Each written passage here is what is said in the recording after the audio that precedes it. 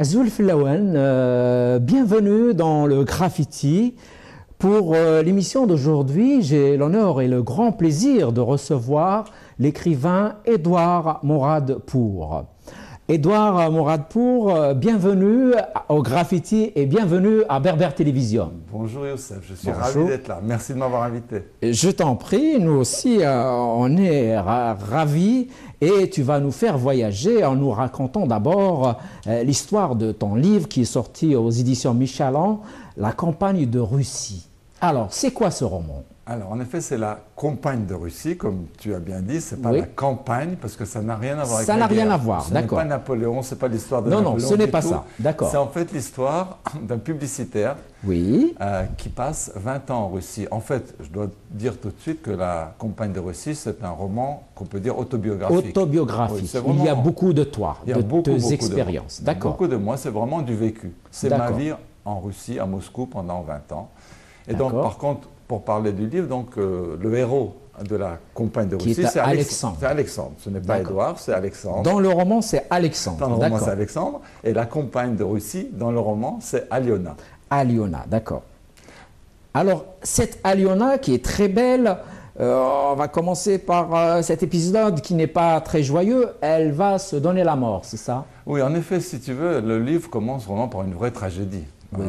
C'est-à-dire une tragédie vraiment à la russe, hein, comme tu sais, Dostoïevski a bien décrit cette âme russe. Alors c'est vraiment, je dirais, un bel exemple de cette âme russe, trop torturée, à la fois tragique, à la fois comique, parce que c'est une fille, Aliona, en tout cas je reviens au roman, qui est une fille qui a la pêche, qui est une fille, comme tu as dit, très belle, qui a des beaux yeux bleus, une belle brune, jeune, intelligente, enthousiaste. Oui. Et c'est la compagne d'Alexandre pendant 7 ans. En fait, Alexandre rencontre beaucoup de femmes dans ses 13 premières années à Moscou. Et la dernière qu'il a rencontrée, c'est justement Aliona. Et en effet, Aliona, pour des raisons mystérieuses, se suicide un jour dans leur appartement. Elle met fin à ses jours en se pendant, malheureusement, à la tringle à rideau dans leur appartement où ils vivaient depuis 7 ans. Donc, et Alexandre, on n'arrive pas à expliquer ce geste? Alexandre est quelqu'un de matérialiste. Ce que j'ai voulu montrer dans ce bouquin, c'est le chemin, la quête d'un matérialiste. Parce qu'Alexandre, au début, comme beaucoup de gens, il pense au plaisir de la vie. C'est quelqu'un d'extrêmement gentil, qui respecte les femmes, qui est très gentil avec elles, mais qui aussi un peu s'amuse dans la vie, profite de la vie. C'est un publicitaire qui est venu donc en Russie fin 89, quand le mur du Berlin... Quand le mur tombe, il arrive en Russie, voilà, il arrive à Moscou. Voilà, il arrive. C'est le bon moment. Voilà, il sent que c'est le bon moment parce qu'il a déjà travaillé 20 ans en France. En France, avec succès. Il se dit, je vais aller en Russie, faire un tour de quelques mois. En fait, parce que, pourquoi il y va? C'est parce que sa mère est russe. Donc il parle sa mère est russe, lui il parle comme sa mère le russe. Il parle russe, il a parlé donc russe. Il n'a pas ce handicap de la langue. Non, il a parlé russe à la maison. Et sa langue maternelle était le russe. Donc il se dit, je vais aller 1 an en Russie, qui vient de s'appeler la Russie, à peine ça s'appelait l'URSS. Oui, l'URSS, oui, ça s'appelait l'URSS. Et il restera 20 ans. En effet. Il ne pouvait pas revenir, ça y est, c'est fini. Il était attaché à ce pays. Il a attaché parce qu'il avait ses racines russes. Donc d'abord il fait un métier passionnant, qui est nouveau en Russie, métier de publicitaire. C'est pour ça que c'est une espèce de pionnier de la publicité. C'est celui qui a inventé ce métier. Et en même temps, il rencontre beaucoup de femmes très belles, comme tu sais, enfin comme on sait. Bien sûr. Les femmes russes sont très jolies. Je ne peux pas te dire pour quelle raison. Hein. C'est un mystère que je n'ai pas encore éclairci. Pourquoi les femmes russes sont belles? Ah, c'est un mystère. Hein? Donc c'est une énigme, comme disait Dostoïevski, à travers le personnage du prince Myouchkine, dans L'Idiot, n'est-ce pas? Et ça, c'est un mystère que personne ne pourra éclaircir. Eh bien, espérons qu'il ne soit pas éclairci. Et c'est bien aussi de vivre avec les mystères, n'est-ce pas? Il faut des mystères, et il faut se poser des questions. C'est important dans la vie, c'est ce que j'ai compris. Et parfois, on se pose des questions, mais les réponses ne sont pas là. Mais ce n'est pas grave. C'est pas grave, il n'y a jamais de réponse. Justement, le personnage d'Alexandre dans la campagne de Russie, à partir où sa compagne, Aliona, se suicide, il commence à se poser les vraies questions. Et c'est ça qui est intéressant. C'est-à-dire que lui qui était matérialiste, qui ne se posait pas de questions... Il s'en va un peu dans une quête spirituelle, lui qui est matérialiste. Oui, c'est-à-dire qu'il se pose des questions toutes simples. C'est est-ce que nous avons une âme? Tu te rends compte la question de base? Parce que je suis sûr que beaucoup de gens ne se posent pas, ou alors ils se disent non. Moi, je rencontre autour de moi tellement de gens qui ne croient même pas qu'on a une âme. Oui. Et alors ils se posent une question, est-ce qu'on a une âme? Qu'est-ce que c'est que la vie? est-ce que la vie même continue après la vie? Et d'ailleurs, je crus comprendre que dans la mythologie berbère, oui, on croyait que la vie continue après la vie. Oui, tout à fait, mais c'est peut-être une mythologie un peu religieuse. Hein? Oui. C'est comme les religions, comme beaucoup de croyances, effectivement, on croit à cela. Et aujourd'hui, même les scientifiques nous le disent aussi. Hein? Exactement. Et c'est ça l'idée, si tu veux, très développée dans la campagne de Russie, c'est que en se posant la question, est-ce qu'il y a une âme chez nous? Est-ce que nous sommes en même temps une âme? Oui. Il fait toute une quête qui passe à travers justement beaucoup de lectures d'une part, bien sûr, mais bien également sûr. des médiums, également comme tu dis des ouvrages scientifiques, parce qu'il y a des gens qui étudient la vie après la vie de manière scientifique. C'est les fameuses depuis Near-Death Experiences. NDE en anglais ou EMI en français, expérience de mort imminente. Et le grand professeur qui a commencé en Amérique, mais il n'y a pas très longtemps, il y a 35 ans, c'est Raymond Moody. Raymond Moody, M2ODY, qui a écrit un livre qui s'appelle La vie après la vie, et qui a commencé à raconter des histoires que plein de gens ont vécues, c'est-à-dire des gens qui meurent... Ces histoires de lumière? Oui, c'est les gens qui meurent pour des raisons et qui reviennent à la vie. Voilà, ils meurent pendant 3 ou 4 minutes, cliniquement, hein, prouvé, et ils vivent pendant ces 4 minutes ou ces 2 minutes une expérience qui est toujours la même, qu'elle soit au Tibet, en Chine, en France, en Angleterre, en Russie, au Japon. Cette expérience est universelle. Universelle, c'est la même, le scénario en gros est le même. Ils vont vers un tunnel de lumière, ils sont attirés par la lumière, et à un moment, ils arrivent à un endroit où ils rencontrent souvent des êtres qu'ils ont rencontrés. Oui. Et ils sont dans une forme d'harmonie, d'apaisement. Plus que ça, ils sont dans l'amour. Ils baignent dans l'amour. Ils racontent tous la même chose. Ils disent qu'on baigne dans l'amour, une lumière très forte, mais qui ne m'aveugle pas. Un amour qui m'enveloppe. On dirait que je fais partie de cet amour. C'est extraordinaire, ces expériences. Et alors, ces gens-là ne veulent pas revenir. Ces gens-là qui vivent. Sauf qu'on les appelle. On leur dit, écoute, tu peux rester, mais tu regardes ce qui se passe. Tu as encore une mission. Regarde tes enfants, ils sont malheureux parce qu'en fait, ils se voient par terre avec ses enfants qui pleurent, sa femme qui elle donc, ils décident de rentrer. C'est ce qu'ils racontent. Et ils rentrent dans la vie. Ils rentrent dans la vie, mais ils rentrent, ils ne sont pas contents. Ils sont comme dans une chaussure mouillée. Ils disent tous, on est comme dans une chaussure mouillée, on sent mal dans le corps, tu vois. Oui, bien donc, sûr. Ça prouverait. Bien sûr, le doute existe, mais ça prouverait qu'on a une âme. Bien sûr, parce qu'il y a aussi le docteur Jean-Jacques Charbonnier, très connu, qui a écrit des livres. Qu'est-ce qu'il a écrit? Alors, il a fait des études scientifiques sur les comateux. Oui. C'est les gens. Il a écrit un livre qui s'appelle l'épreuve scientifique de la vie après la mort. Et il a fait des expériences sur les comateux. Parce que les gens qui sont dans le coma, certains également vivent la même expérience. Ils sortent de leur corps, ils voient leur corps, ils vont dans les chambres à côté, ils rapportent des conversations qu'ils ne peuvent pas avoir. Ça c'est dans leur coma. Ça, voilà. C'est dans leur coma. Dans leur coma. Pendant leur coma, on dirait qu'ils sortent de leur corps et ils se voient tous de haut, ils entendent ce qu'on leur dit et ils vont même dans des pièces à côté. Ils rapportent des preuves qui ne peuvent pas ne pas démontrer qu'il y a quelque chose d'autre que le corps, tu vois. Donc, il y a plein d'expériences. Donc, dans la campagne de Russie, premièrement, Alexandre lit beaucoup de livres pour commencer à s'imprégner de la chose. Mais ensuite, il essaie lui-même de communiquer avec Helena. Parce qu'il se dit, puisque l'âme existe, on peut communiquer avec Helena. Et il commence à l'aimer, alors qu'il n'était pas vraiment quelqu'un d'amoureux, si tu veux. Il ne connaissait pas l'amour. Le problème d'Alexandre, pourquoi je dis qu'il devient amoureux quand la femme qu'il aime n'est plus là. Oui, c'est ça. Lui qui n'aimait pas, il ne savait même pas ce que c'est que l'amour, ou il croyait qu'il ne savait pas, pour des raisons sûrement personnelles, familiales. Et tout d'un coup, il commence à aimer celle qui n'est plus là. Malheureusement, c'est souvent le cas. Dès qu'on perd quelque chose, on s'en rend compte dès la perte de la personne, ou même peut-être parfois de la chose ou de la situation. Exactement. Est-ce que Alexandre va vivre une expérience, une near-death experience? Non, il ne vit pas lui-même, parce que ça, c'est quelque chose de pas prévisible. C'est-à-dire, ça arrive ou ça. Par contre, il la vit à travers des témoignages, mais il va aussi voir des médiums. Mais des médiums sérieux. Hein. Il y a beaucoup d'escrocs et je voudrais qu'on... Oh, bien sûr, il y a des charlatans. Il y a des charlatans comme partout. Les médiums que va voir Alexandre, et qui sont dans le livre, hein, qui sont décrits, il y en a 2 ou 3, qui en fait arrivent à communiquer avec l'âme d'Helena. Ça paraît incroyable. Mais ils y arrivent quand même, et ils disent qu'elle lui transmet un message, par exemple. À travers le médium, puisque c'est moi, j'ai pu communiquer avec Helena, pas directement, mais à travers la bouche et les pensées du médium, des messages absolument insensés qui ne pouvaient venir que de Aliona. Ça veut dire des choses qu'elle seule connaissait. Alors, il y a eu aussi même encore mieux que ça. J'ai fait ce qu'on appelle des séances de transcommunication instrumentale. C'est quoi cela? TCI. Oui. C'est absolument incroyable. Qu'est-ce que c'est? Qu'est-ce que c'est que ces expériences? Incroyable. Elle est décrite dans la campagne. Oui, d'accord. Mais tu peux nous le dire. En 2 mots. Oui. Encore une fois, on se réunit dans plusieurs personnes qui sont à la recherche de quelqu'un qu'ils ont perdu, comme moi, se réunissent dans un petit hôtel de banlieue. Ce n'est pas des salles sophistiquées, c'est vraiment un hôtel genre Kyriade. C'est des hôtels ordinaires.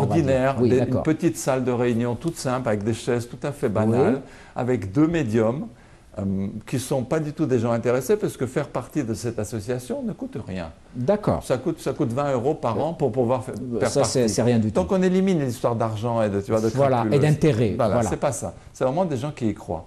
Et ensuite, le principe, c'est que on lance un message, on dit quelque chose à celui avec qui on veut communiquer. Et quand on a de la chance, comme je l'ai eu moi, il y a un magnétophone qui, pendant le silence, enregistre quelque chose qu'on n'entend pas. Parce que un des médiums fait des bruits, il crée des vibrations. Parce que les êtres ont besoin de vibrations pour s'exprimer. Ce ne sont pas des gens comme nous, avec des cordes vocales. Tout à fait. Donc on fait des petits bruits, ils grattent du papier, ils font couler de l'eau. Et ensuite on écoute la bande enregistrée, avec beaucoup d'attention. Et là, quelquefois, quand on a beaucoup de chance, on entend des mots. Et ces mots, je te jure, je les ai sur une cassette magnétique que j'ai chez moi. Donc, je l'entends. C'est la voix d'Aliona ou c'est des mots qui sont dits par un autre personnage ou on ne sait pas? Ce n'est pas la voix d'Aliona, ça ne peut pas être la voix d'Aliona, elle n'existe plus, Aliona, comme être physique. Oui. Ce sont des mots un peu métalliques, on voit que c'est une femme, mais on comprend le sens. Elle me dit par exemple des mots comme suicide, des mots comme excuse-moi, je n'ai pas fait exprès, je t'aime, enfin des choses très précises. Et ensuite, un des 2 médiums, par la pensée, reçoit un message qu'il note très très vite en sténo. Il ne sait même pas ce qu'il note. Et après, il le lit. Et ce qu'elle m'a lu, c'est absolument extraordinaire. C'est dans le livre, un message d'une beauté insensée. C'est incroyable, hein? Mais bon, ces séances-là, elles se font après une méditation. Il faut un climat de silence. Bien, elles se font comme ça. Non, elles se font comme ça. Il faut simplement y croire. C'est-à-dire, il faut surtout y croire. Il faut être ouvert. Il ne faut pas se dire j'y crois pas. Il faut venir ouvert, détendu, mais ça ne marche pas à tous les coups. Moi, j'ai eu la chance, ce jour-là, ça a marché. Et puis, quelquefois, il n'y a rien. Quelquefois, ça ne marche pas du tout. Ce n'est pas mathématique, ce n'est pas scientifique. Et ce message qui a été transmis ne peut venir que d'Aliona, et il est dans le livre.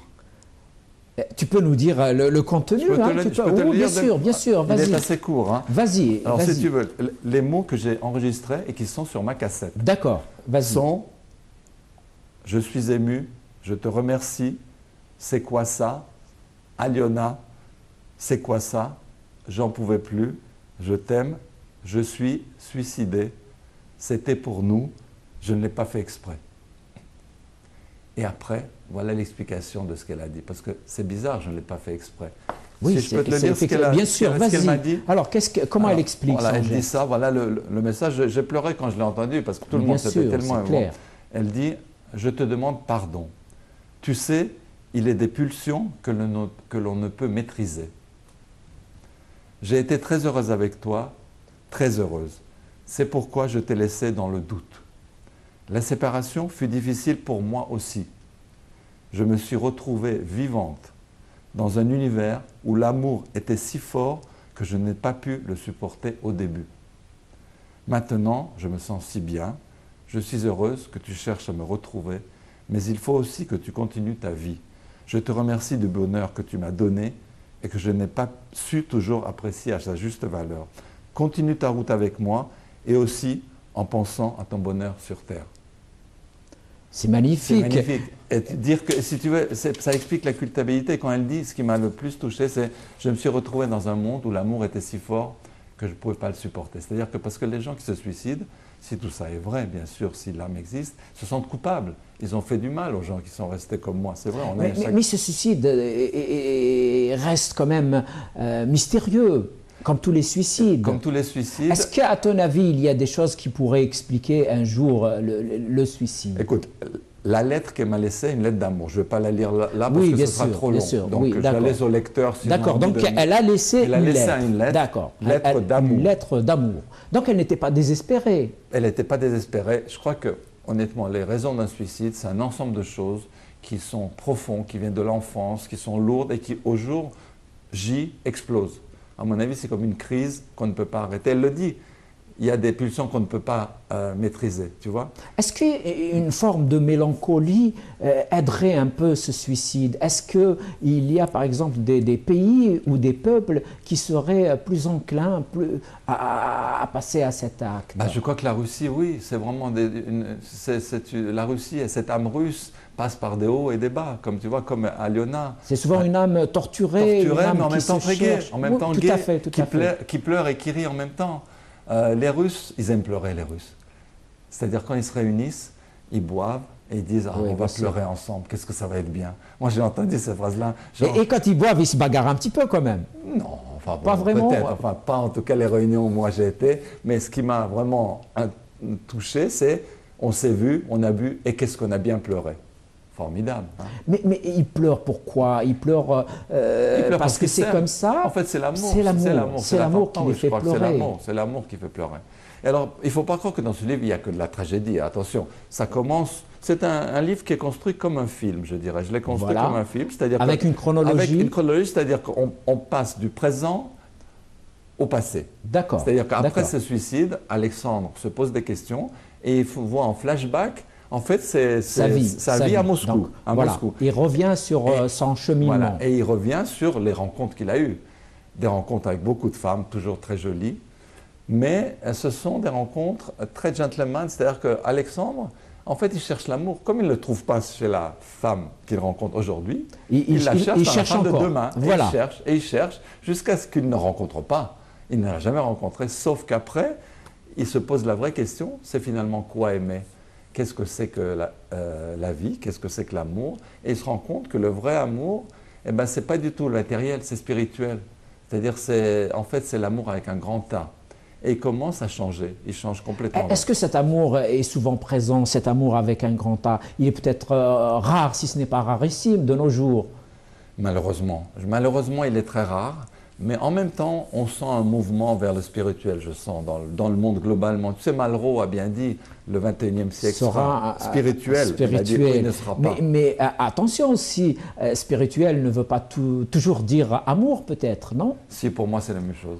Pour toi, c'est exactement la même chose. La quête spirituelle, c'est aller vers l'amour. Mais vers l'amour, pas seulement de soi, pas l'amour de l'autre, mais l'amour des autres, l'amour de l'humanité.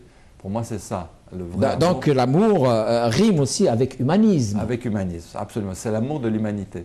Et d'ailleurs, le personnage d'Alexandre, incroyable, alors qu'il était quelqu'un qui s'amusait dans sa vie, il prenait plaisir à plein de choses, dans le bouquin, il arrive à créer une association qui s'occupe des petits vieux.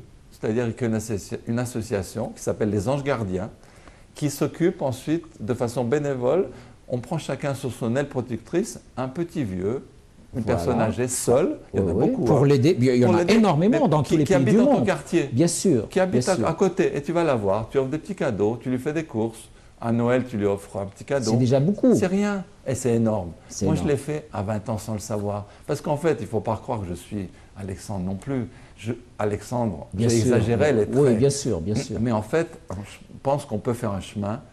Malheureusement, ce chemin, cet éveil, arrive après des tragédies. Chez tout le monde, hein, je t'assure. Dès que quelqu'un prend une tragédie en pleine figure, bien souvent, ce sont les tragédies qui nous réveillent. On peut s'exprimer comme ça, peut-être. Qui nous réveillent, parce que parfois on est là, mais sans y être totalement. Qui nous réveille. Et ce que j'aimerais, c'est que ce livre, peut-être, amène les gens à se poser des questions avant d'arriver à la case tragédie. C'est ça qui serait... Ça serait fabuleux si les gens arrivaient justement à cet éveil sans passer par la tragédie, bien sûr. Exactement, c'est ça qu'il faudrait. Malheureusement... Ce n'est pas toujours évident, mon ami Édouard. Et donc, Édouard, il passe à une autre vie. Hein, il revient en France dans le bouquin ou pas? Alors, il revient en France, il crée l'association, les Anges Gardiens. Et ensuite, les lecteurs verront que la Russie ne le lâchera jamais, parce qu'ils rencontrent à la fin une autre fille qui est exactement posée dans d'autres tragédies à la Russe. Et finalement, la Russie est toujours là. La Russie est toujours là. Elle est toujours là, elle vous prend, elle ne vous lâche jamais. Mais en même temps, c'est quelqu'un d'autre. Ce qui compte, c'est qu'à l'intérieur, il est autre. Et après, on peut imaginer la suite de sa vie. Le bouquin s'arrête à un moment où on peut tout imaginer. Tout à fait. La Russie, c'est le pays des arts, c'est le pays, tu le disais, de cette vie très différente, mais c'est aussi un pays qui a une grandeur passée et peut-être même une grandeur d'aujourd'hui. C'est pas un pays quelconque, la Russie. C'est pas un pays quelconque, c'est un pays qui a une culture, comme tu sais, énorme. Écriture, musique, peinture, etc. Il est vrai que dans la Russie d'aujourd'hui, tout ça a un peu disparu, malheureusement. Pourquoi? Parce que la Russie a perdu ses valeurs. Pour moi, l'explication de ce qui se passe aujourd'hui, c'est que la Russie n'a plus de repères. Les Russes, depuis la chute du mur. La chute du mur? Depuis la chute du mur, oui. Je t'explique, voilà. Avant, il y avait la religion en Russie, avant la révolution communiste. Hein. Oui, à l'époque des tsars. Voilà, la source des valeurs était le tsarisme. Oui. Alors, on peut accepter ou pas. Je n'ai pas dit que c'est bien ou pas bien, mais il y avait la religion. Parce que mon livre est en dehors des religions, hein, que je sois bien clair. C'est un livre qui est en dehors des religions. Parce que pour moi, la spiritualité, c'est en dehors des religions. C'est en dehors de toutes les religions. D'accord. Hein. C'est pas la même chose. Ça peut être au-dessus, même à la limite, tu vois. Oui, d'ailleurs, une fois qu'on a dépassé les religions, on arrive à la spiritualité, je pense. Hein. Oui. Alors, donc, il y avait donc la religion et le tsarisme qui leur donnait les valeurs. Qu'est-ce qui est bien, qu'est-ce qui est mal? Le communisme, en fait, a balayé, comme tu sais, tout le passé. Il a balayé le tsarisme, il a tué le roi même, comme tu sais. Oh, bien sûr, bien sûr. Et il a surtout condamné l'Église. On a détruit des églises. Tu sais que Staline a détruit je ne sais combien de milliers d'églises. Il y a une fameuse église au centre de Moscou. Est-ce que la pratique de la religion était interdite durant tout ce règne soviétique? Elle était complètement interdite. Oui, elle était normalement interdite. Il y a des gens qui la pratiquaient, mais un peu en cachette. En cachette. Oui. Parce qu'on a détruit des églises. La fameuse église qui est aujourd'hui reconstruite par Yeltsin il y a une quinzaine d'années, ils avaient fait une piscine chauffée. Moi, à l'époque soviétique, c'était une piscine. Ils ont rasé, ils ont fait une piscine de plein air où on pouvait aller la nuit. Et je l'ai vu, cette piscine. Moi, je l'ai vu parce que moi, j'ai vu toute la Russie bien sûr. Communiste, post-communiste et moderne. Et ensuite, donc, maintenant, ils ont reconstruit à nouveau la même église telle qu'elle. Alors, donc, pour te dire que le communisme a instauré de nouvelles valeurs, hein, qui sont les valeurs communistes.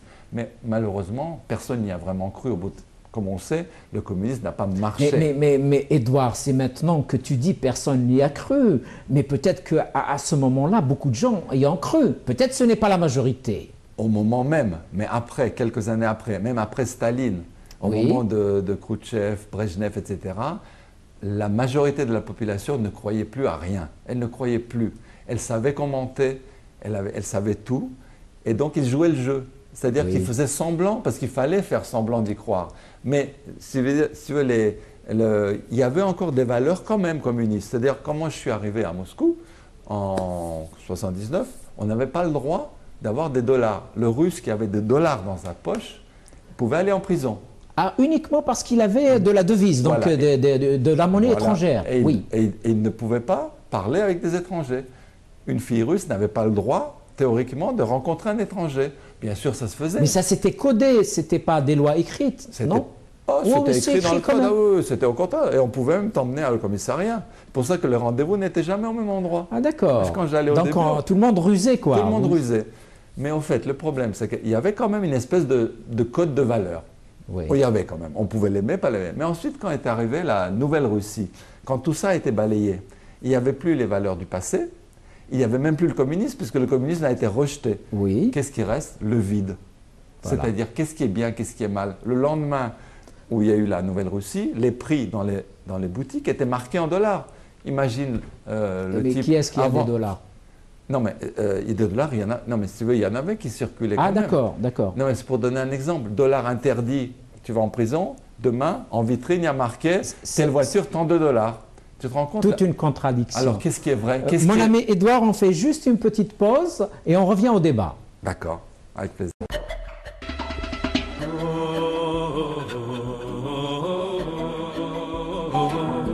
revient donc au débat avec l'écrivain Édouard Morat-Depour qui a publié aux éditions Michelin La campagne de Russie. Alors Édouard, tu nous racontais un peu les chamboulements hein, de l'URSS qui devient tout de suite après la Russie. Quoi, la Russie se sépare de beaucoup de territoires. Oui. Oui, je disais, en effet, la Russie, qui était l'Union soviétique, c'était 300 millions de personnes. Oui. La Russie, c'est la moitié, 150 millions aujourd'hui. Voilà. Donc, ils ont perdu la moitié, perdu la puissance, qui explique beaucoup aujourd'hui l'attitude des Russes qui, en fait, ont besoin de légitimité, tu vois. C'est pour ça que Poutine, d'ailleurs, leur a amené, justement, la force de Poutine, c'est qu'il leur a donné la fierté du pays. Ce qu'ils avaient perdu avec Yeltsin. Oui, tout à fait. Mais peut-être la puissance, elle est toujours là. Hein. Déjà, la puissance nucléaire, c'est toujours la puissance nucléaire. Elle était là, mais ils avaient perdu dans l'image. D'accord. Ils ne faisaient plus peur, quoi, tu vois. Ils ne faisaient plus peur. Alors que l'Union soviétique, on en avait peur. Ah ben oui, on arrivait à l'Union soviétique, oui, au début, enfin, quand j'arrivais... Le monde entier avait peur de l'Union soviétique. Bon. C'est pas seulement les Russes. Voilà. Mais après... Pendant quelques années, on n'avait plus peur. L'ère Yeltsin, c'était en fait un marché, tout était ouvert, tout était possible, c'était le règne de l'argent, enfin tu vois. Donc... Et justement, Édouard, comment est-ce que les Russes ont vécu cette apparition d'une caste qui a beaucoup d'argent? Alors qu'on était en théorie en pays communiste. Alors, ceux qui ont de l'argent le vivent très bien. Bien sûr, ça c'est clair, oui. Mais ceux qui n'en ont pas le vivent très mal. Très mal. Il y a beaucoup d'inégalités en Russie. Est-ce que les gens qui ont de l'argent, c'est des gens qui sont proches du vrai pouvoir, du KGB par exemple? Écoute, disons que le pouvoir, là-bas, c'est l'argent. On peut dire ça. Vraiment, globalement, le pouvoir amène de l'argent. C'est ce que pensent les Russes. D'ailleurs, quand tu leur dis, quand ils te disent pourquoi quelqu'un fait de la politique, pour eux, c'est évident. Pour eux, c'est une évidence. Tu vois. Voilà. Bon, mais peut-être que ça, c'est universel aujourd'hui, Édouard, non? Peut-être, peut-être. En tout cas, moi, je l'ai bien... Même dans les pays démocratiques, aujourd'hui, les gens qui font de la politique veulent aussi s'enrichir, et souvent s'enrichissent. Même si, effectivement, les règles sont peut-être un peu plus évidentes, mais bon... Oui, mais enfin, il y a une espèce d'éthique quand même officielle en même temps, oui. dans les pays dits occidentaux. Oui. Alors, on prend les gens dans le sac. Très bien, oui, il y a une éthique. Ah. Est-ce qu'il est toujours respecté? On ne sait pas trop. On ne sait pas trop. Et donc, le peuple russe, tout de suite après cette ouverture dite démocratique à un moment donné, donc peut-être que Gorbatchev a participé à ce que le système se disloque? Alors Gorbatchev, il est évident que c'est lui qui a ouvert la porte. Oui. Mais le problème, c'est qu'il l'a mal fermé. C'est-à-dire que les Russes n'aiment pas Gorbatchev, on connaît. Aujourd'hui, on l'aime pas. Popularité zéro. Non, on l'a jamais aimé vraiment. Et surtout maintenant, il s'est présenté aux élections il y a quelques années, il a fait 1%, je crois. Enfin non, il a absolument aucune cote. Aucune popularité. Aucune. Alors qu'en Europe... C'est incroyable quand même. Voilà, alors que dans le monde entier, il a une bonne réputation. Voilà. C'est curieux, c'est ça la Russie. Mais en Russie, il n'a aucune chance. Vraiment Gorbatchev, parce qu'il lui reproche... Est-ce qu'on peut dire qu'on lui reproche justement le fait d'avoir disloqué cet empire? Absolument, on lui reproche, d'avoir disloqué... Mais en même temps, on n'a pas aimé cet empire. Comment est-ce qu'on peut lui reprocher de l'avoir disloqué? On n'aimait pas le communisme, enfin la majorité de la population n'aimait pas le communisme. Il y a 30% des gens qui aiment encore et qui sont communistes. Oui, il y a encore des communistes aujourd'hui. Je crois que même c'est l'une des plus grandes oppositions à Poutine aujourd'hui. Absolument, c'est la plus grande opposition. C'est surtout, c'est vrai, les personnes âgées, les retraités, les militaires, c'est vrai. Oui. Mais les jeunes, ils ne veulent pas du communisme. Il n'y aura jamais plus le communisme, en tout cas dans la forme qu'on a connue en Russie. Donc surtout les jeunes... en fait, ne sont pas très contents quand même, globalement, de ce système. Ils voient que les inégalités, quand même, ça... Ils sont conscients des inégalités, mais est-ce qu'ils ne sont pas un peu perdus de ne pas voir une alternative aussi? Il n'y a pas une alternative à Poutine. Tous les observateurs le disent. On a bien vu dans les dernières années. Poutine était président 2 fois de suite, il est devenu Premier ministre, et il est redevenu président. Voilà. Encore certainement pour 2 fois 6 ans. Minimum. Ben, ça, c'est le minimum, parce que c'est la loi, c'est la Constitution. Mais comment se fait-il qu'il n'y ait pas d'alternative à ce système de Poutine? Est-ce que tous les opposants sont divisés? Est-ce que le système lui-même de Poutine les divise, divisé pour régner? Il n'y a pas d'opposition. Je peux dire, globalement, il n'y a pas de vraie opposition. Comment se fait-il? C'est un grand pays, la Russie, quand même. C'est un pays qui n'a jamais connu la démocratie au sens où nous la connaissons. Il n'a pas connu, au fait, la concurrence partisane, par exemple. Il n'a jamais connu. Réfléchis, le tsarisme et communisme. Où est la démocratie? Il n'y en a pas eu. Alors, bien sûr, ça se dit une démocratie parce que les gens votent. c'est sûr. Mais qu'est-ce que c'est que la vraie démocratie? Je pense pas que... Dans la pratique de chaque jour, ce n'est pas évident. Je crois que même les gens ne comprennent pas ce que c'est la démocratie. Quand tu prends quelqu'un, tu lui dis qu'est-ce que c'est la démocratie? Moi j'ai demandé qu'est-ce que c'est la démocratie? Oui, qu'est-ce qu'ils répondent alors? C'est chacun fait ce qu'il veut. Ah bon? Ah ben voilà, ah ben on a tout compris. C'est un peu l'anarchie alors. Oui voilà, on peut faire ce qu'on veut, c'est ce qu'ils ont. Donc ils n'ont pas la culture de la démocratie. Est-ce que c'est eux qui n'ont pas... Parce qu'aujourd'hui le monde est un village, donc on regarde un peu ce qui se passe ailleurs. Mais est-ce que ce n'est pas le système de Poutine qui essaie justement de faire admettre cette idée que la démocratie ce n'est pas bon au fond, parce que chacun va faire comme il veut?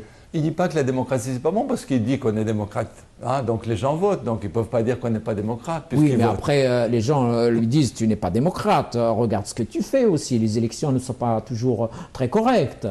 Alors, je ne sais pas si les élections sont correctes, mais comme il n'y a pas d'autres candidats... Enfin, l'opposition russe, les intellectuels russes, les journalistes russes, eux-mêmes, quand ils écrivent, ils disent ce n'est pas vrai, ce n'est pas de vraies élections. Ben, je ne sais pas, moi personnellement, je n'ai jamais été. Je ne sais pas comment sont faites les élections, mais ce qui est sûr, c'est qu'il n'y a pas de candidat, en fait, face à Poutine jusqu'à aujourd'hui. Il n'y a pas de vrai candidat qui puisse gagner réellement. Non, il n'y a pas de vrai candidat, donc c'est vrai qu'il est élu. Alors, donc, ce que je voulais dire, c'est que aujourd'hui, comme il n'y a pas d'alternative, les Russes sont assez, finalement, ne sont pas aussi mécontents que ça du système. Il ne faut pas croire. D'accord, d'accord. En fait, c'est pour te dire, ils n'en ont rien à faire, en gros. En fait, ce qui les intéresse, c'est leur vie personnelle. Leur vie personnelle, c'est de réussir, c'est de gagner de l'argent, de faire un métier. Et là, c'est une tendance mondiale aussi, mon ami Edouard. Je veux dire, la jeunesse mondiale aujourd'hui ambitionne de gagner de l'argent. Voilà. À la limite, elle n'a même pas de rêve de création, de rêve qui sortent de l'ordinaire. Hein. Disons-le clairement, même en France. Le rêve de la quasi-majorité de la jeunesse, c'est de gagner de l'argent. Bah, je te dis malheureusement. Et souvent, on a parlé de perte de valeur. Les pertes de valeur sont un peu partout aujourd'hui. Ce n'est pas seulement en Russie. Donc le matérialisme. Oui, on revient absolument, le matérialisme gagne du terrain. Et la Russie, justement, comme il y avait le vide des valeurs, comme je t'ai expliqué tout à l'heure, oui. Eh ben, c'est l'argent qui s'est engouffré. Comme ils ont manqué de tout pendant le communisme, ils ont manqué, il n'y avait pas de marque, il n'y avait pas de produits, les magasins étaient vides, il n'y avait pas de marque qui faisait rêver. Il n'y avait pas de publicité. Voilà, il n'y avait pas de publicité, donc c'est toi qui vas aller introduire la publicité en Russie. Mais simplement pour te dire que l'argent est devenu, malheureusement, Dieu, je dirais. J'exagère un peu, mais aujourd'hui, Dieu est devenu argent. Et malheureusement, cet argent Dieu est pratiquement dans beaucoup de pays du monde aujourd'hui. Et Edouard, s'il te plaît, si tu peux nous dire un mot justement sur cette expérience de la publicité en Russie. Et je rappelle et je signale que ton livre, donc La campagne de Russie, est préfacé par Jacques Séguéla. Oui, et donc souvent on dit de toi que tu es le Jacques Séguéla de Russie. Est-ce que c'est vrai? On me fait cet honneur en effet, parce que j'ai travaillé longtemps avec Jacques Séguéla en France. Il est venu également à Moscou me voir. Je travaillais dans le groupe dont il était le président. Donc, et il a en plus, il se trouve qu'il a connu la campagne de Russie. Aliona dans le livre, il l'a même rencontré. Il l'écrit dans sa magnifique préface. Il l'a rencontré et il lui a offert des fleurs le jour de son anniversaire. Donc il se rappelle, c'est pour ça qu'il a fait la préface. Non seulement parce qu'il a aimé mon livre, qu'il l'a touché. Donc il a une relation de proximité aussi avec Aliona, qui est le personnage féminin le plus important du livre. Et absolument. Et donc moi, je suis arrivé, comme tu as dit, pourquoi je suis devenu le Séguéla entre guillemets, parce que j'étais le premier. Ah d'accord. J'étais le premier qui venait faire ce métier qu'il ne connaissait pas. Mais pourquoi il ne connaissait pas le métier? C'est normal. Le communisme, il n'y a pas de marque. Il n'y avait pas de marque. Il n'y avait pas de réclame, il n'y avait pas de publicité. Il y avait de la propagande, c'est vrai. Genre adhérer au parti. Voilà, propagande politique. Politique. Mais il n'y avait pas de marque, donc pas de marketing, pas de communication, pas d'agence. Et donc toi, tu étais obligé de tout installer, de tout inventer. J'étais obligé d'inventer le métier là-bas. J'étais obligé de recruter des gens qui ne connaissaient rien. J'ai trouvé un médecin, un ingénieur, une serveuse dans une pizza, Ah bon, etc. tu as rassemblé tout ce monde, tu leur as dit... Il fallait bien prendre des gens. Moi, j'ai joué sur la qualité des gens. La technique, c'est pas grave, je leur apprenais. Mais je prenais des gens qui avaient une vraie capacité, qui avaient un talent, qui avaient une ambition, et je les formais. Mais comme il n'y avait pas de publicité, il n'y avait pas de publicitaire non plus. Ah bah oui, c'est clair. Donc j'ai dû les former. Et les premiers ont été chez moi, après ils ont créé leur propre agence. Et donc tu as créé une agence et les premières publicités, tu les faisais en presse écrite, en radio, en télévision, en tout? C'est comme toutes les agences. Le métier va très très vite, donc très très vite, en quelques années, toutes les grandes agences internationales pour lesquelles j'ai travaillé d'ailleurs, parce que moi j'ai créé des filiales de grandes agences là-bas. Donc c'était exactement les mêmes règles que partout. On faisait de la pub à la télé, à la radio, dans la presse, les affiches, enfin tout ça. C'est exactement comme ici, avec les mêmes méthodes, etc. Il n'y a pas de différence. Il n'y a pas de différence, en fait. C'est des pratiques qui sont employées ici et là, à travers le monde. C'est la globalisation. C'est la mondialisation, la globalisation. La fameuse mondialisation, bien sûr. Et en tout cas, moi, j'ai eu la chance de créer quelques concepts publicitaires qui ont eu beaucoup de succès là-bas. Par exemple, j'ai découvert avec plaisir que dans des livres de pub, il y avait des slogans, de mes slogans. Ah ben, c'est magnifique. Hein. Donc, tu es vraiment le Jacques Séguéla de Russie, peut-être plus. Hein. C'est ce qu'on dit. Si tu veux, il y a un slogan, par exemple, très connu pour une lessive qui s'appelle Tide, qui est de Procter & Gamble. Tide, qui est en russe, Chistata, Chista Tide. Chistata, ça veut dire la propreté, c'est seulement Tide. Mais en fait, c'est un jeu de mots qui n'est pas traduisible, mais qui est tellement fort, qui est tellement mémorisable que tous les Russes connaissent ce truc-là absolument. Tu leur demandes quel est ton slogan le plus connu, ils te disent celui-là, ils l'ont mis dans les bouquins et ils l'enseignent aux étudiants. S'il est enseignant, s'il est enseigné, ça veut dire qu'il a marqué des générations et des générations, bien sûr. C'est vrai, j'en suis assez fier. Ah ben c'est clair. Et donc probablement que tu as créé des vocations au sein de cette jeunesse de Russie. Ah oui, parce que comme il y avait parce que c'était un monde nouveau. Il y avait un monde nouveau, donc il y a plein de gens qui sont passés chez moi dans mes premières agences et qui ont créé ensuite leur propre agence, etc. Et je retrouve des gens aujourd'hui qui sont dans d'autres agences et qui ont commencé chez moi, en effet. On m'a considéré, on m'a donné des médailles même. Le pionnier de la pub, celui des médailles. Ah, c'est magnifique. C'est Poutine qui t'a donné les médailles? Non, c'est pas médailles, non, c'est des journaux de presse professionnels. D'accord, bien sûr, c'est les confrères, donc c'est les professionnels de la publicité, bien sûr. Et aujourd'hui, Édouard, tu disais tout à l'heure, il y a une perte de valeur. Est-ce que cette perte de valeur n'est pas un peu accentuée, par exemple, par le fait que les gens lisent moins, par exemple, parce que toutes les valeurs russes sont dans déjà la poésie et le roman russe. Dostoïevski à lui seul englobe pratiquement toutes les valeurs russes. Bien sûr, Dostoïevski et d'autres. Et d'autres, Pouchkine, Tolstoï, Solzhenitsyn peut-être, bien sûr, Gorky peut-être. Voilà. Malheureusement, ces gens-là, ils sont morts. Ils sont morts? Non, mais ils sont bien est-ce qu'ils sont marginalisés? Non, je veux dire, ils sont morts, ils n'existent plus. Ce que je voulais dire, c'est que dans la Russie d'aujourd'hui... On ne lit plus Dostoïevski? Non, honnêtement, non. En tout cas, la culture, c'est terrible. Si tu veux, je peux te donner l'exemple. Je peux te donner l'exemple. Il y a quand même des universitaires en Russie. Il y a un fort niveau d'éducation, mais les gens, si tu veux, il n'y a pas de vraie culture. Bah, par exemple, si je te demande de citer un film, même russe d'aujourd'hui, tu ne pourrais pas, d'aujourd'hui. Je suis sûr que tu n'en as pas. Parce qu'il y a des films qui ont eu, par exemple... C'est vrai, mais Moscou ne croit pas en larmes, on peut le citer. Ce film qui a fait beaucoup de succès, en tout cas à travers les autres pays que peut-être la Russie. Non, mais si tu veux, c'est très peu. Par exemple, au Festival de Cannes, du film, il n'y a pas de film russe primé depuis longtemps. Ça, c'est vrai. Quand passent les cigognes, rappelle-toi, c'était en 56. Oui, ça, c'est vrai. Hein, ça, c'est vrai.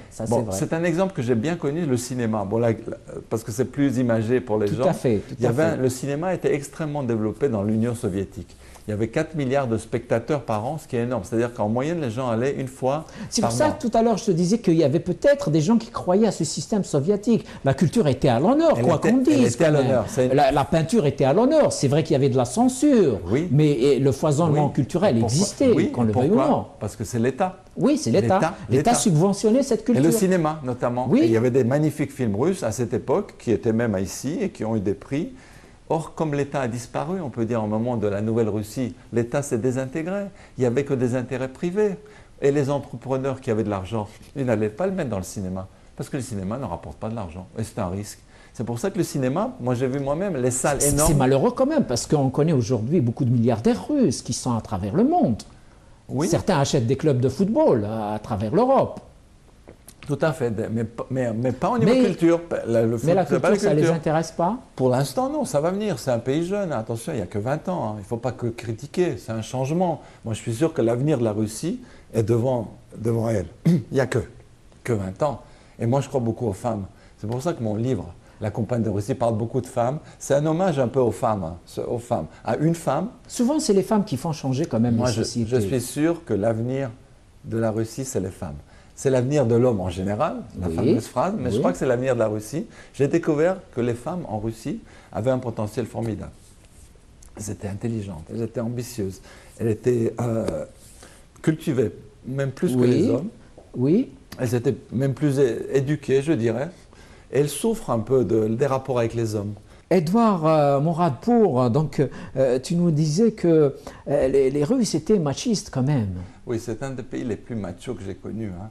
C'est-à-dire, je disais par exemple, je donnais un petit exemple, quand tu vois très souvent un couple, un homme et une femme russe, l'homme se jette sur le canapé quand il arrive au restaurant et laisse la fille sur la chaise parce que ça l'arrange. C'est un petit cliché, il n'ouvre pas la porte pour la faire rentrer dans la voiture, des choses comme ça, c'est des signes quand même, ça montre quand même la mentalité. Mais bien sûr, et pourtant dans la littérature d'autant de la Russie, il y avait de l'élégance, il y avait beaucoup d'estime par rapport aux femmes. Oui, mais c'était il y a très longtemps, c'était il y a très longtemps. Perdu, et je crois que le communisme a tué ça déjà, comme tu sais, on a fait travailler les femmes même dans les usines, même je les ai vues même il n'y a pas longtemps, travailler dans la rue avec leurs pelles, etc.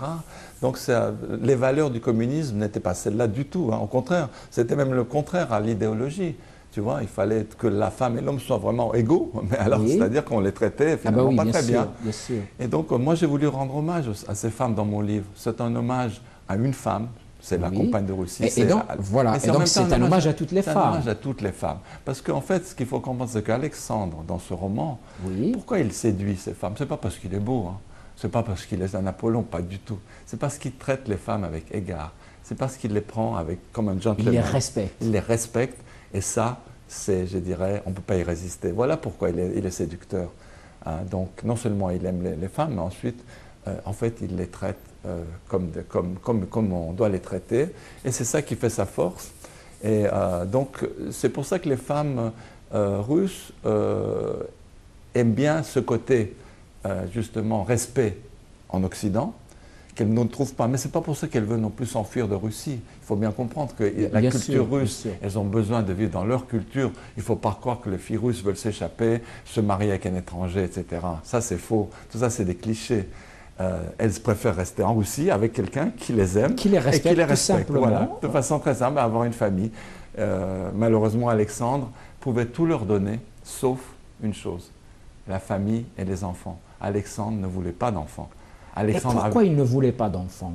Alors ça, c'est son histoire personnelle qui est la clé. C'est-à-dire qu'il a eu un enfant très jeune. Il a été en quelque sorte marqué à l'âge de 19 ans. Il a eu un enfant alors qu'il n'attendait pas. Bien sûr, il aime beaucoup sa fille, mais ça l'a marqué, ça l'a arrêté. Donc c'est pour ça qu'il refuse. Il ne veut plus refaire cette expérience. Il ne veut plus d'enfants. Il ne veut plus donc se marier, parce que se marier, c'est au fond pour avoir des enfants. Et donc, ces femmes se heurtent toujours à cette barrière d'Alexandre qui est pas méchant, mais qui ne veut pas. Il leur dit tout de suite, je ne veux pas d'enfants. Il ne le cache même pas. Il ne le cache surtout donc il n'est pas hypocrite. C'est pas un rusé, non, il leur dit tout de suite. Il leur dit tout de suite la vérité. Bien sûr. Sauf qu'elle pense qu'avec le temps, il pourra changer. Bah oui. Or, il ne change pas, parce qu'il ne peut pas faire le contraire de ce qu'il est. Et donc, la fameuse Aliona, dans la lettre qu'elle lui écrit, malheureusement, elle lui a dit, je n'ai pas eu d'enfant avec toi. Elle a quand même ce regret. Elle a ce regret, elle le marque. On verra ça dans le livre, elle le marque, c'est des mots qui font mal. Hein.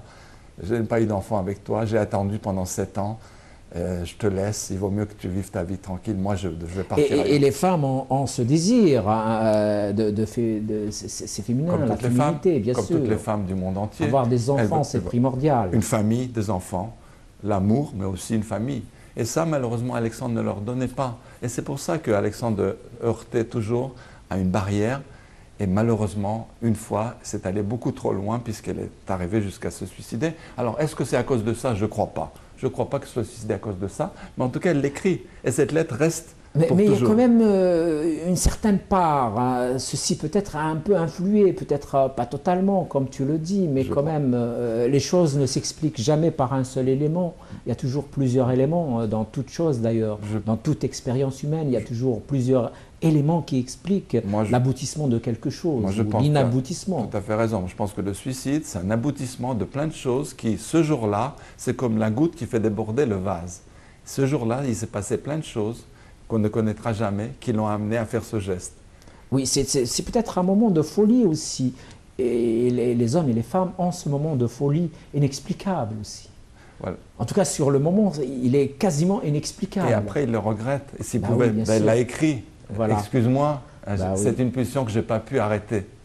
Voilà. Mais en tout cas, en même temps, ce qui est intéressant dans le livre, je le montre bien, c'est que Alexandre va jusqu'à considérer le geste de Aliona comme un cadeau. Pourquoi? Parce que ça l'a éveillé. Oui, ça le réveille. Ça le réveille. Ouais. Ça le met sur un autre chemin. Ça le met sur un autre chemin. D'être le chemin de la vérité. De la vérité. Ça le met sur le chemin de la générosité et de l'amour, comme on disait tout à l'heure. De l'amour, de la solidarité, de l'humanisme. Parce qu'il devient un autre homme, finalement. Il devient un autre homme dans le même corps, il devient un autre homme. Bien sûr, tout n'est pas disparu, mais il devient quand même petit à petit un autre homme. C'est pour ça qu'il considère finalement que tout ça n'est pas arrivé au hasard. Et il ne croit pas au hasard. Moi, je ne crois pas au hasard. Je crois que rien n'arrive par hasard. Si tu ne crois pas au hasard, tu dis qu'il y a une logique dans l'univers, dans l'histoire de l'univers? Je crois que tout est lié à tout. Une espèce de destin? Je crois que nous sommes liés à tout. Je crois que nous faisons partie de l'univers, que tout est écrit dans tout, que tout est lié à tout. La fameuse aile de papillon qui provoque à Paris provoque Ceci est écrit par nous tous, par tout ce qui existe, ou bien par une force, par un Dieu? C'est ce qu'on pourrait dire, parce qu'en fait, quand je dis amour, spiritualité, c'est ce qu'on appelle Dieu en même temps. Je ne veux pas l'appeler Dieu parce que je ne veux pas qu'on parle de religion, mais je crois que c'est en effet quelque chose, on fait partie d'un tout. Mais on peut en parler parfois, les religions peuvent être aussi amour. Elles le sont, normalement elles sont amour. Normalement, à l'origine, elles le sont, elles ont été déviées, malheureusement, par des hommes. Parce que c'est les hommes qui pratiquent la religion. Et quelquefois, ils se servent de la religion pour des tas d'autres raisons, le pouvoir et autres. Mais la vraie religion, toutes les religions sont basées sur l'amour. Il n'y a pas une seule religion. Toutes les religions, toutes les spiritualités, au fait, incitent l'homme et la femme à aller sur ce chemin de la vérité qui est constitué principalement par l'amour. Et c'est pour ça que dans ces fameuses NDE, les gens arrivent à l'amour, mais un amour qu'ils ne peuvent même pas décrire avec les mots humains. Oui, parce qu'ils ne l'ont jamais connu. Et on ne connaîtra jamais, et on ne sait pas si ils sont dans un amour inconnaissable. Et indescriptible. Ils n'ont même pas de mots, ils disent tous la même chose. On ne peut même pas décrire avec les mots humains ce qu'on a vécu. C'est tellement fort. Ils disent par exemple une lumière aveuglante, mais qui ne me fait pas mal du tout aux yeux. J'étais bien dedans. Lumière, amour. Pour nous, c'est étrange. Hein. C'est étrange, on pourra jamais. Une lumière est aveuglante, elle nous fait mal. Elle ne fait pas mal du tout. Elle baigne, on baigne dedans, et elle vous imprègne, on fait partie de cet amour. Et dans toutes les religions, d'ailleurs on parle de lumière, tu as remarqué, lumière, oui, tout à fait, amour, tout ça, c'est pas le hasard. La lumière est omniprésente. Donc tout ça est à quelque chose, je pense, une vraie réalité. Il y a une logique de l'univers, il y a une logique du monde. Voilà, il y a une vraie logique. Qui ne date pas d'aujourd'hui d'ailleurs. Qui ne date pas d'aujourd'hui. Malheureusement, on n'aura jamais la clé, je crois, nous-mêmes. Malheureusement, ce mystère, on ne pourra jamais le comprendre. Tu penses que ce mystère restera indéfiniment, éternellement? Oui, et heureusement, parce que s'il y avait la réponse, alors pourquoi bouger? Ça ne servira à rien. Effectivement, oui, ça poserait encore d'autres questions plus terribles peut-être. Et Édouard Moradpour, donc tu vas publier un nouveau roman incessamment, donc au mois d'avril, je crois, toujours aux éditions Michaland. Et qui s'appellera Le Mausolée, c'est ça? Exactement. En effet, cette fois, ce ne sera pas du tout autobiographique. Ce sera une vraie fiction. Là, ça sera une vraie fiction. C'est ce qu'on peut appeler un thriller mystico-politique. Voilà. D'accord. Il y a quand même un grain de mysticisme donc, qui pourrait se rapprocher avec la campagne de Russie. Bien sûr, parce qu'on ne peut pas avoir vécu en Russie sans être imprégné par le mysticisme. C'est un pays extrêmement mystique. D'accord. Depuis toujours, et il l'est aujourd'hui. Depuis toujours, oui, tout à fait. Et justement, ce roman qui s'appelle Le Mausolée parle de ça, c'est-à-dire c'est comme un Da Vinci Code, mais qui se passe à Moscou. Qui se passe à Moscou, d'accord. Autour du mausolée de Lénine. D'accord, ah c'est très bien. Et le mausolée de Lénine est une chose extrêmement étrange quand tu penses que Lénine est toujours embaumé dans ce mausolée sur la place Rouge. On peut le visiter. Tout à fait, on peut le visiter. Et il y a plein de gens qui ne le savent pas d'ailleurs, mais c'est incroyable. Oui, c'est vrai, c'est vrai. Alors ça fait partie de ça, c'est voilà le thème de ce roman, avec des personnages bien sûr. Est-ce qu'il y a une histoire d'amour dans le mausolée? Bien sûr, il y a une très jolie fille russe avec une histoire d'amour. Il y a aussi un russe extrêmement séducteur, mais j'en dirai pas plus. Mais bien sûr, mais bien sûr. Il y a une lutte, il y a un conflit, il y a du mystère, il y a de l'espionnage. Il y a des énigmes, c'est vraiment un vrai thriller. On a envie de le lire, normalement. Quand on le prend, on va jusqu'au bout. Et ça peut être aussi vraiment un scénario de film, c'est bâti comme un scénario de film. C'est bâti comme un scénario de film. Et donc il sort, je le rappelle, je crois, le 4 avril, aux éditions Michelin. Et aujourd'hui, la littérature russe, si tu pouvais nous dire un petit peu un mot, est-ce qu'il y a des écrivains qui émergent un petit peu, la jeune génération? Il y en a beaucoup, oui, il y en a beaucoup. Moi, je peux Quelles pas sont donner les thématiques que ces les thématiques, c'est en général la vie moderne russe. En fait, ils écrivent beaucoup sur la vie de Moscou. En gros, si tu veux, c'est comme un espèce de 99 francs de Bergdé, tu vois. D'accord. Tu vois, c'est-à-dire, tu vois, le côté glamour, le côté chaud, etc. de Moscou. Voilà, c'est un peu ce créneau-là. Et il y a des livres qui font des best-sellers sur ce plan-là. Le problème, c'est que ce sont des livres qui intéressent beaucoup les Russes. C'est pour ça qu'on ne les voit pas ici. Ah d'accord, donc ils ne sont même pas traduits encore aujourd'hui. Ils sont traduits marginalement. Marginalement. Enfin, il n'y a pas beaucoup de littérature russe, comme il n'y a pas beaucoup de cinéma russe à l'étranger, comme il n'y a pas beaucoup de musique russe, il n'y a pas beaucoup de chanteurs russes, tu n'en connais pas. Je peux dire, tu connais aucun. C'est vrai. C'est quand même étonnant. C'est étonnant, effectivement, c'est étonnant. Et les tirages de livres en Russie, est-ce qu'ils sont importants ou est-ce qu'ils sont moyens Ils sont importants, déjà il y a 150 millions de personnes. Donc déjà. Oui, déjà non, les livres sont absolument, il y a une forte un marché d'édition comme partout, il y a des salons du livre, absolument, c'est un marché qui est vivant. Alors les gens lisent moins comme partout, je dirais, tu sais, il y a les tablettes électroniques, il y a Internet, etc. Mais la lecture, en fait, les livres ne sont pas très chers en Russie. Ça, c'est un avantage. Voilà, c'est un avantage. Donc ça, les gens peuvent s'acheter des livres pour pas beaucoup d'argent. Et est-ce que l'Internet s'est propagé? Est-ce que tout le monde a Internet aujourd'hui en Russie? Jeunes, absolument. Les jeunes sont vraiment branchés? Ils sont branchés comme partout, ça va très vite, ils ont leurs réseaux sociaux, il n'y a pas que Facebook. Bien sûr, il y a des réseaux sociaux russes. L'équivalent de Facebook, par exemple. En russe, oui, absolument. Russe, oui, bien absolument. Donc, il y a des connexions qui se font, bien sûr. Et est-ce que la culture, par exemple, est discutée sur ces réseaux, si tu as la possibilité de connaître un peu ces réseaux, est-ce qu'il y a des échanges culturels? Oui, bien sûr. Les jeunes, l'avantage, c'est que les jeunes, ils savent communiquer, ils s'intéressent à plein de choses. Donc, évidemment, comme c'est un pays qui est en train d'évoluer, je pense que ce qui va sauver la Russie, forcément, c'est les jeunes, comme partout. Les jeunes et les femmes. Les jeunes et les femmes écrivaines, alors. Il y en a beaucoup, il y en a certaines... Il n'y en a pas beaucoup. Non, parce que les femmes, comme je t'ai dit, n'ont pas une vraie place dans la société, ni dans la politique, ni dans les entreprises, ni dans la culture. Globalement, elles sont marginalisées. Je te donne un exemple, pour terminer. Les Pussy Riot. Oui, dont on a beaucoup parlé. Oui, on en a beaucoup parlé, effectivement. Pour moi, c'est un signe de machisme. Je suis convaincu que si les Pussy Riot étaient un groupe d'hommes, on les aurait jamais mis en prison. On les aurait même pas touchés, ou alors un petit peu, et on les aurait jamais mis en prison. C'est parce que ce sont des femmes, à mon avis, qu'on en profite pour justement les traiter en façon macho et jusqu'à la prison, comme tu sais. Donc moi, je crois que c'est un bon signe qui montre le machisme de la Russie. C'est un machisme un peu entretenu donc, par le pouvoir, par les dirigeants, n'est-ce pas? Ça fait partie de la culture vraiment encore russe. Ça fait partie de la culture russe qui a une culture en effet très traditionnelle, c'est-à-dire la femme à la maison, les enfants, etc. Et bon voilà, tu vois. Et l'homme, il est ailleurs. L'homme ailleurs, il travaille, l'homme rapporte l'argent, il met ça dans le panier à la maison. C'est encore ça. L'homme rapporte l'argent, il le met à la maison dans la boîte. Et c'est la femme qui le dépense pour la maison ensuite.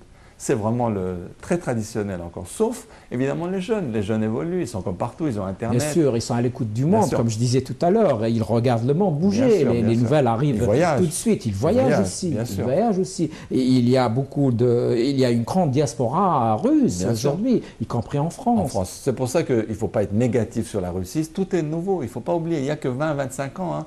Moi, je suis arrivé en 90. Toute la révolution de la Nouvelle-Russie, c'est en 90. On est en 2012. Donc quoi, il y a 20 ans. Donc qu'est-ce que tu vas faire en 20 ans? Donc moi, je suis sûr que l'avenir de la Russie est devant. Tout ça va petit à petit prendre forme. Il y aura une culture, il y aura des choses, la science qui va émerger. Je pense que c'est un pays qui va se démocratiser, mais il faut du temps. Nous l'espérons, je l'espère fort bien. Et on arrive donc à la fin de l'émission. Un dernier mot peut-être, Édouard? Un dernier mot, peut-être que je le dirai en russe. Eh bien oui, bien sûr, c'est permis. Hein, je dirais la fameuse phrase, comme ça les gens qui écoutent pourront le dire à ceux qu'ils aiment, comme on dit « je t'aime » en russe, « Ya tibia lublou ». « Ya tibia lublou ». Voilà, je crois que c'est une très bonne phrase. On vous aime, bien sûr. Et moi, je vous aime beaucoup parce que... Eh bien, merci beaucoup, Edouard Mouradpour. Bonne continuation. Merci d'être notre invité. Mes amis, merci de nous avoir écoutés. Je vous dis, portez-vous bien. Prenez soin de vous. Au revoir.